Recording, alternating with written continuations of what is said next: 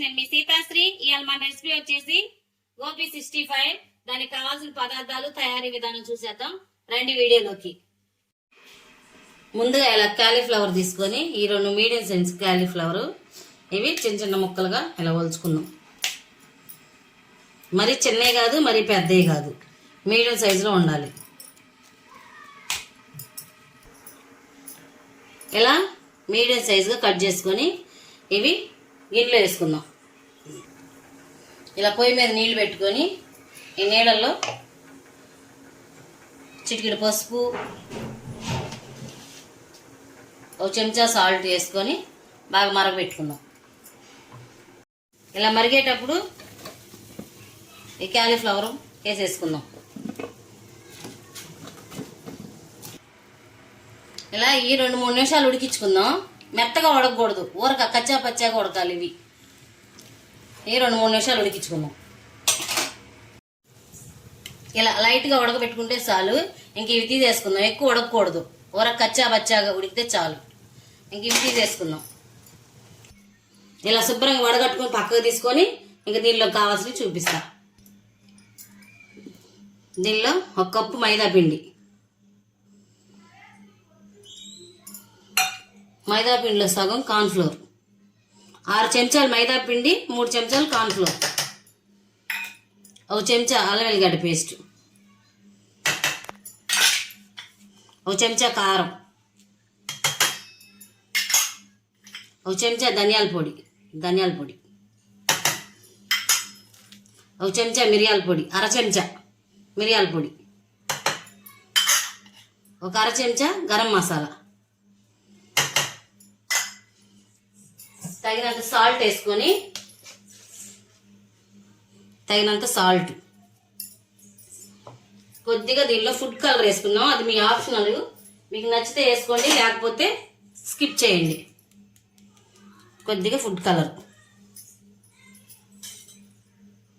దీనిలో 1 చెంచా ఆయిల్ వేసుకుందాము.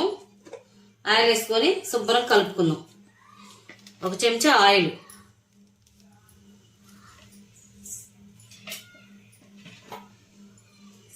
శుభ్రంగా ఇది అంతా మిక్స్ చేసుకుందాం.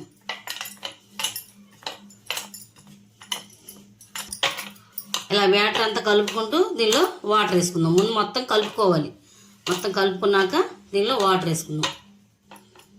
కొద్దిగా వాటర్ వేసుకొని, మరీ గట్టిగా కాదు, మరీ పలచగా కాకుండా చేసుకుందాం.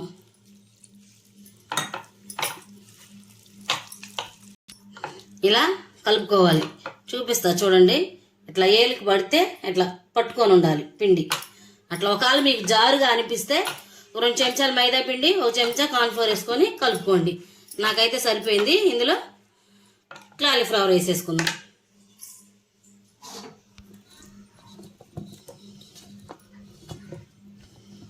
ఇవన్నీ వేసేసుకొని మిక్స్ చేసుకుందాం బాగా. ఇలా శుభ్రం కలుపుకొని ఇంకా ఆయిల్ పెట్టుకుని ఆయిల్ వేసేసుకుందాం. ఆయిల్ పెట్టాను. ఆయిల్ వేడెక్కిందో లేదో చూద్దాం. ఆయిల్ వేడెక్కింది. ఇంకా ఆయిల్ వేసేసుకుందాం. దీనికి బాగా ఆయిల్ హీట్ ఎక్కాలి బాగా. ఇలా పకోడీలాగా విడివిడిగా వేసేసుకుందాం.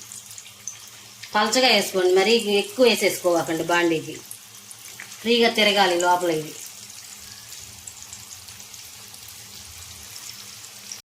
ఇలా వేయంగానే కదుపుకుండా 2 నిమిషాలు కదులుకుందాం బాగా. 2 నిమిషాలు అయింది. ఒకసారి కదుపుదాం. ఇలా ఎర్రగా బాగా క్రిస్పీగా వేపుకోవాలి. ఇంకా ఏగాలి, ఏగనిద్దాం. ఇలా ఎర్రగా క్రిస్పీగా వేపుకోవాలి. ఇంకా అయింది, తీసేద్దాం. సౌండ్ చూసారా ఎలా వస్తుందో.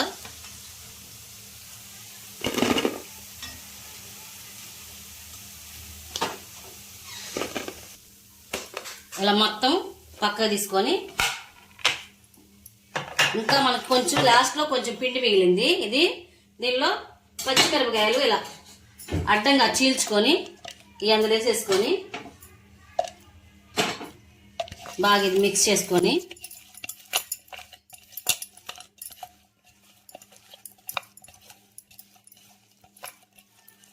ఇవి కూడా ఆయిల్ వేసేసుకుందాం.